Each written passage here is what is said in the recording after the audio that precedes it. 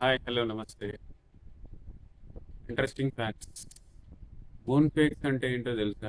దీని గురించి తెలుసుకోవడానికి డోంట్ స్కిప్ ద వీడియోని లాస్ట్ వరకు చూడండి. ఎర్త్ ఎర్త్ యొక్క ఏజ్ 4.5 బిలియన్ ఇయర్స్, 454 కోట్ల సంవత్సరాలు. ఎర్త్ రొటేషన్ అనేది పర్ అవర్ 1670 కిలోమీటర్ స్పీడ్తో వెళ్తుంది. అలాగే రివల్యూషన్ వచ్చేసి 1,07,000 కిలోమీటర్స్ పర్ అవర్ స్పీడ్తోనే ఎర్త్ సన్ చుట్టూ రివల్యూషన్ అనేది చేయడం జరుగుతుంది.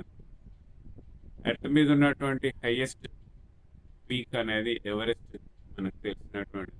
అలాగే ఎర్త్ కోర్ నుంచి ఎక్కువ డిస్టెన్స్ లో ఉన్నటువంటి మౌంటైన్ అనేది చింబోరాజో మౌంటైన్ అన్నమాట.